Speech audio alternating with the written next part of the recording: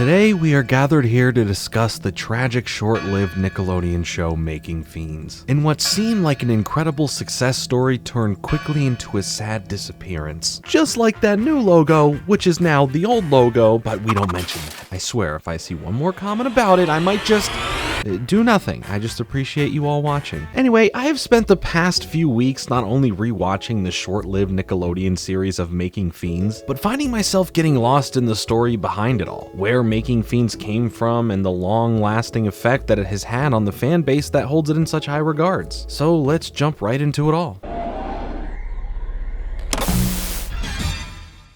This is Amy Winfrey, the creator of Making Fiends. Before doing that, she worked mostly as an animator on South Park for the first 3 seasons and the movie Bigger, Longer, and Uncut as well. Starting as a humble web series, Making Fiends would premiere as a full show on Nicktoons in 2008. And as opposed to other Nicktoons coming from the main Nickelodeon channel being sentenced to their doom on the Nicktoons Network, this was an original for the channel. But as we'll soon find out, the fate of that show would end similarly. The show follows Vendetta, a green girl who, through the power of basically baking, creates fiends who are used as vessels for her reign on the town. She is voiced by Aglaia Morchiva, a character designer for the show. There is also Charlotte, a blue new girl at school who, rather than making fiends like Vendetta, wants to make a friend. She is voiced by Amy Winfrey herself and is basically Vendetta's greatest challenge yet. Also, thanks to Amy's musical background as a songwriter, her works were no stranger to including music in them, with this show being no exception, showcasing the multi-talented range of Amy and her ideas. She wrote every song featured in the show and recorded the demos of them as well. The main story within the show revolves around Charlotte wanting to befriend Vendetta, but Vendetta wanting to use her fiends to destroy her, but thanks to her bubbly, joyful nature makes her immune to the dastardly fiends, even turning some fiends into friends. Clearly, Vendetta doesn't like that. And throughout, Charlotte never figures out that Vendetta doesn't like her, and of course, Vendetta was never able to destroy her. The world and all the other characters that inhabit it are just as weird and somewhat dark as the relationship of the main characters. From the fiends to the teacher to just the town in general all present this twisted storybook vibe brought to life by the doodles drawn on your notebooks. It was stylistically different from most other cartoons out there, and especially on the network itself. And unlike most shows who changed drastically from their original looks from concept to final product, Making Fiends retain that same DNA that made it special in the first place. Another episode of Making Fiends is up next, right here on Nicktoons.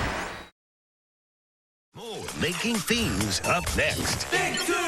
But our story doesn't start there. We must go back to the year 2003, where a 27-year-old Amy Winfrey would create the website MakingFiends.com, and a month later would post the first episode of the Flash-based cartoon series of the same name. Over the next few years, Amy would post consistent episodes of Making Fiends once every month or every other month to the site. But within the first year producing the web series, Nickelodeon contacted her in 2004 about turning her web series into an actual show for their network, which we would later see happen in 2008. Before then, a daughter of an employee at Nickelodeon was a fan of the web series, showing the website to their parents. So being enthralled, Nick wanted to license the current series ahead of time to TurboNick, a site feature used on Nick.com that would host clips of Nicktoons and originals like Making Fiends and allow the user to mash them up to make their own creations. When the show was about to finally come to fruition on TV, they emphasized in promos that fans love the web series from the TurboNick features so much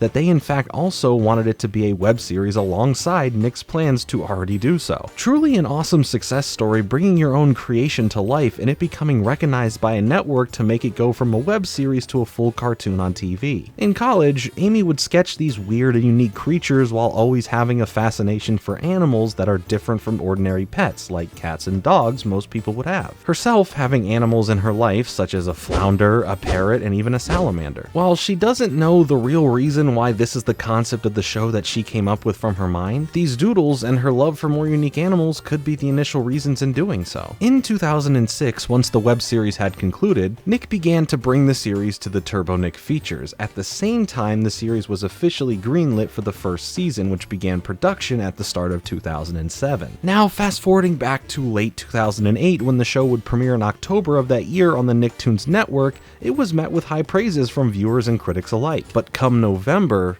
the show was abruptly canceled after 6 episodes, 18 segments in total, the show was over. Literally in less than a full month, the show didn't even have a chance to stretch its legs to get any momentum. The reasonings behind this are just left at that. It was abruptly pulled. It could be the case of low viewership, which is understandable, but with the higher ratings that the show had, it would be unlikely that the show wouldn't be given a bit more time to pull in an audience. It could be due to the show's time slots for premiering episodes on Saturdays at 11:30 a.m. and 9:30 p.m. But even then, it still seems like giving this show such a short television life after all these years prepping for this is a bit strange. It was in production as a show for over a year and a half before airing, and only 6 episodes from this exist? Were there more? Was there issues behind the scenes that conflicted the working relationship between Amy and her team on Making Fiends and the network? Or did Nickelodeon itself just not like the final product? Maybe it just didn't fit in their mold of the shows they believed were working, regardless of viewer reception. It'll always come down to the numbers of how many people tune in, how recognizable the property can be, and how can that convert to other mediums for profits. Whatever the case may be, it's sad to see any show get the Nicktoons curse. But this was such a drastic turnaround on making this show happen. But the worst part, sadly, is what Nickelodeon would do next to Amy and her creation.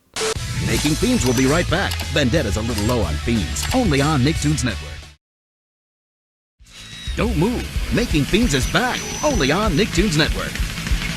Over the years since Making Fiends ended, we have seen a lot of support for the show, not only from fans who enjoyed it still holding on to the memory of those 6 episodes in the original series, but Amy herself always showing love to her creation, maintaining the original website, preserving the original web series, and connecting with those supportive fans. She even uploaded the entirety of the original web series to YouTube, making it possible to be noticed by a larger audience. But the main problem is, Nickelodeon now owns the rights to Making Fiends. So aside from her having somewhat control of her original works, making anything further with the property wouldn't be allowed. Regardless of Nickelodeon ever doing anything with the property going forward or not, they essentially just hold it hostage in their vault along with the rest of the cartoons that seemingly disappeared into obscurity. Amy was very respectful and professional after this as to not create an uproar and of course to keep herself safe from ever being sued. She would go on to continue doing what she loved and made more web series like Squid and Frog. Eventually, she worked as a director on all 6 seasons of the critically acclaimed Netflix show BoJack Horseman, and beyond that, Tuca and Birdie. Everything seemed well, as sometimes awful things like this happen in the TV world and more specifically the animation world. But in August of 2020, a tweet from Amy would be posted and aimed at Nickelodeon. Dear Nickelodeon, remember that time I created a TV show for you and it was fun, but then you didn't air it on your main channel, or do any publicity and then years later put a portrait of me on your creator wall? Love the painting, but I'd rather you give new shows a chance. Which gave us a look into something more interesting behind the scenes. Yes, in fact, originally the show was talked about for the main Nickelodeon channel, but somewhere between the deal to make the show happen and it officially airing, the show was moved to premiere on the newer Nicktoons channel, where at the time especially would have lower viewership as opposed to the main Nickelodeon channel. As far as promoting the show, sure, there wasn't a whole lot. On the network, they did have Chris Hardwick from Back at the Barnyard at the time introduce what the show was while walking around through the studio's office, but in the way of promoting outside of the channel and website, there was no real mention of this new show coming. She went on to say, "Thanks for all the kind words about Making Fiends. I don't regret my time at Nick. I felt loved and supported by the studio until they chose not to air it. I'm just sad to see in 2020 they still rely on old shows, some by problematic creators, instead of taking risks on new voices." An outpour of support from many people online lambasting Nickelodeon for how they treated any new show that comes around unless it's a brand recognizable legacy cartoon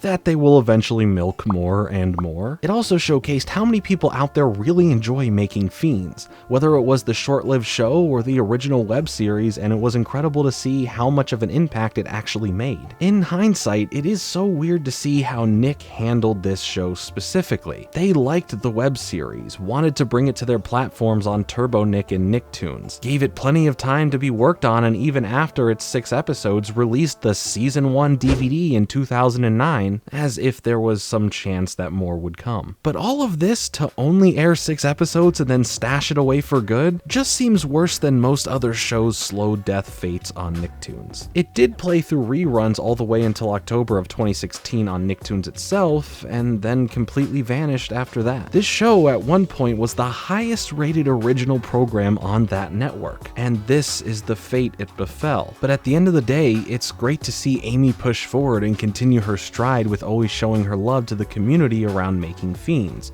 working on other web series and directing stuff like BoJack Horseman. We talk a lot about and will continue to talk a lot about the faults of Nicktoons and the shows that it claimed the souls of, but this one will always feel like that special case of a mystery as to why it was treated in such a way. I love digging into stories like this, not only rediscovering these shows itself, but the ones that have so much surrounding it beyond the memories of the property itself. It's not hard to see why people remember this show and for what it means to them. It in itself is unique, but also carrying all of this extra baggage, giving it that longevity longer than the Nickelodeon version of the show. Do you remember the show or the web series? Let me know, because I feel a lot of people do hold the memory of this highly beloved yet sadly short-lived series close to them. Wow, that was fun! I appreciate you all rocking with me for a bit. Make sure to hit that like button and subscribe for more content like this. Follow me on Twitter for updates on content, live streams, and more. I'll be back with another video soon, but until then, later.